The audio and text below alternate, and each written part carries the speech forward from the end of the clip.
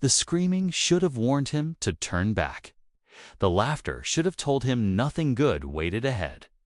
But Rowan did not stop walking until his boots reached the edge of the slave market square in Dustford. What he saw there rooted him to the ground in a way no gunfight ever had, in the center of the filthy crowd. 5 Apache women were hanging upside down from a rough wooden beam. Their hair dragged through the dirt. Their arms were bound so tightly the ropes cut into their skin. Their backs were striped with fresh lash marks and old bruises, like someone had tried to turn them into a lesson for the whole town. Men laughed. Children stared. Coins changed hands. Life went on around them like this was nothing more than entertainment. Rowan felt cold spread through his chest, but it was not the cruelty that froze him. It was the mark on the wrist of the oldest woman, a thunderbird tattoo. Dark ink carved deep into skin. His breath caught 5 years ago, when fire swallowed a village and he lay burned and dying beneath collapsed beams. A Chiricahua woman had dragged him from the flames. Before he lost consciousness, she carved that same symbol into his arm, a mark of life, a mark of debt. Rowan touched his own sleeve, feeling the scar beneath the fabric. Fate did not whisper, it shouted. "How much?" he asked. His voice was low, but it cut through the noise. The slave trader looked him over slowly, eyes greedy and bored at the same time. "All 5, the man scoffed. "You could work your whole life and still not afford that." Rowan did not argue. He opened his leather pouch and dumped every silver coin he owned onto the dirt. The metal struck the ground with a sharp sound that felt like chains snapping. "Is that enough?" Rowan asked. The crowd went quiet. The trader stared, then smiled thinly and nodded. Deals were made. Ropes were cut. The 5 women were lowered, barely able to stand, before the sun touched the western mountains. Rowan was already leading them out of Dustford. No one spoke. The only sounds were hooves on dry ground, labored breathing, and the desert wind rushing past as if trying to erase what had happened by the time they reached Rowan's ranch. The sky was smeared red with sunset.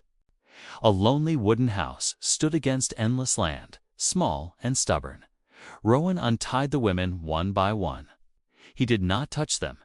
He stepped back and waited. They did not thank him. They did not even look at him.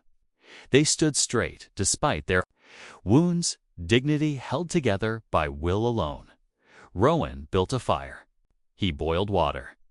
He laid clean bandages on the table. "This place is safe," he said quietly. "Rest."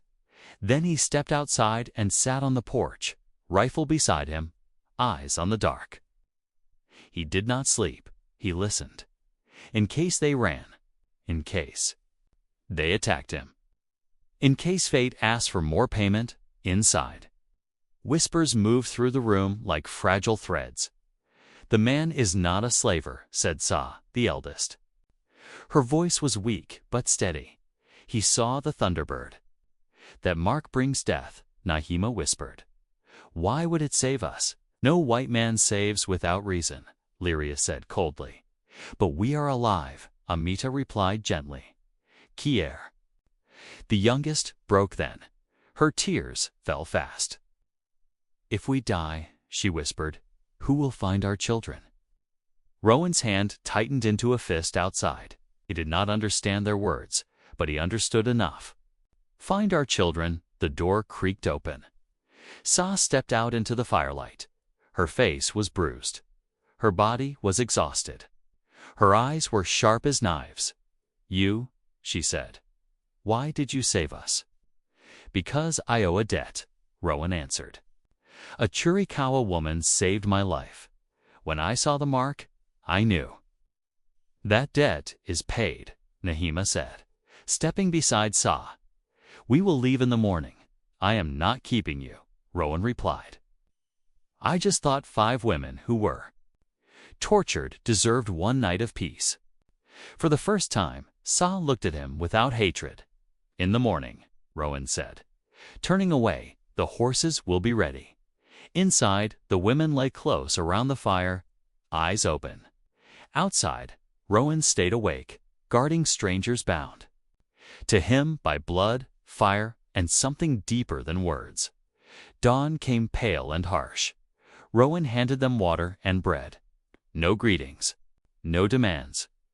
"We must go," Sa said. "You will need horses," Rowan replied calmly.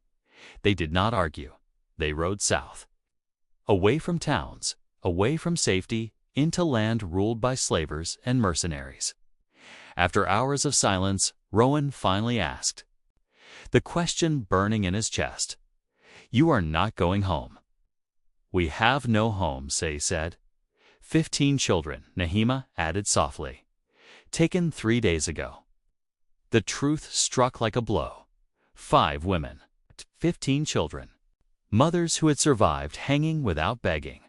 Rowan looked at them and felt his debt grow heavier than ever. "I am coming with you," he said, "until every child is found." And with that choice, the path beneath their feet turned dark with blood yet to come.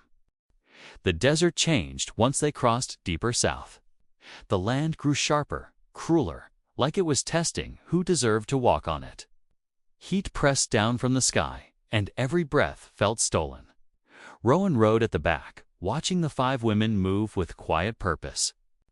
They were wounded, hungry, and exhausted, yet their steps never slowed. Mothers did not slow when their children were gone. Tracks appeared everywhere once Amita began reading the ground. Wagon ruts cut deep into the sand. Broken brush pointed the way like silent fingers. Ash piles still warm beneath the surface told them the slavers were close and careless. "They are rushing," Amita said, kneeling. "They want to cross the border fast." "A wagon with children cannot move that fast," Rowan replied. Nahima did not look up. "It can if they do not let them rest." That truth settled heavy in Rowan's chest. Somewhere ahead, 15 small bodies were being dragged forward without mercy. The thought sharpened every step. By midday, they reached what had once been a resting place. Burned stakes, torn rope, dark stains on the ground that needed no explanation. Lyria knelt and picked up a small bone bracelet, cracked but still whole. "My daughters," she said, her voice shaking but controlled. Rowan had seen death before. He had seen battlefields and mass graves, but nothing hollowed him like the quiet sound a mother made when she found proof her child had been there and was now gone. They did not stop long. Fear had changed shape. It was no longer fear of dying. It was fear of being too late. That night, coyotes howled as they crossed bone-littered land. Rowan carried extra water to spare the women. His shoulders burned, but he welcomed the pain. Pain meant movement. Movement meant hope. Near midnight, 3 figures stepped out from behind rocks, rifles raised, bounty hunters. Smiles sharp as rusted blades.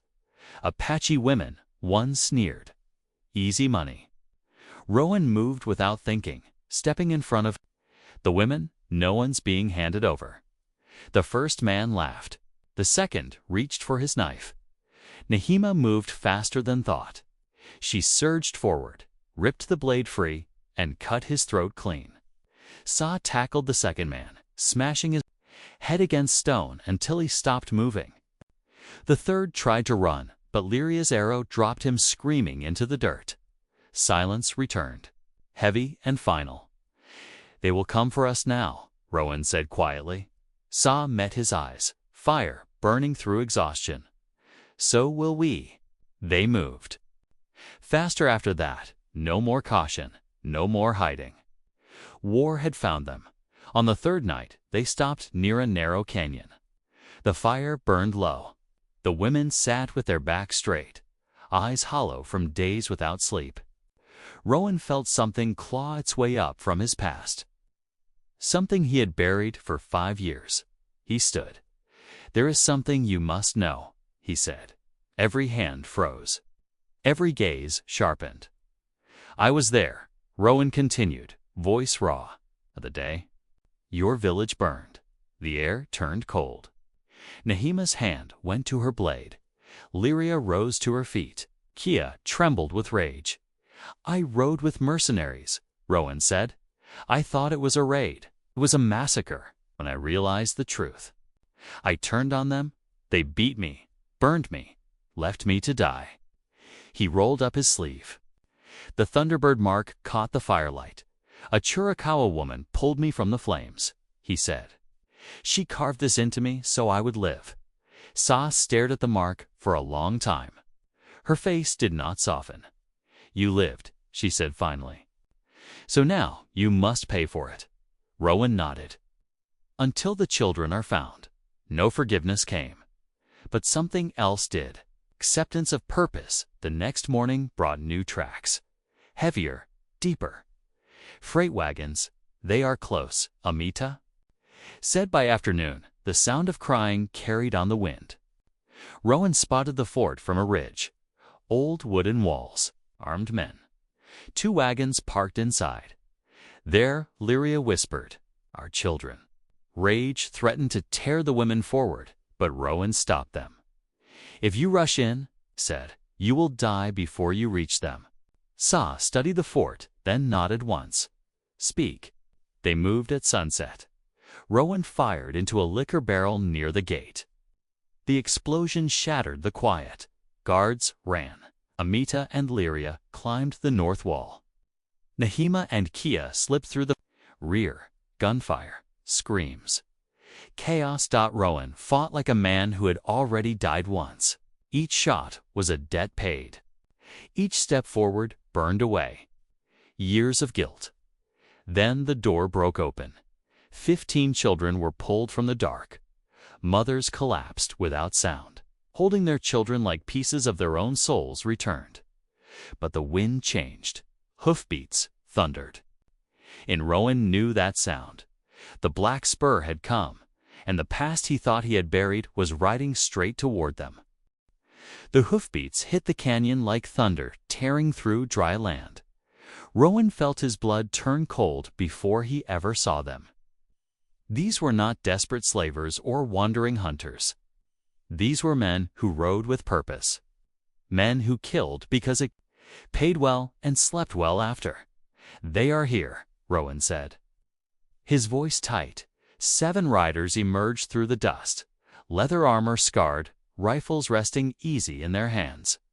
At their front rode Cassian Briggs, the man who had once laughed, while throwing Rowan into a burning house.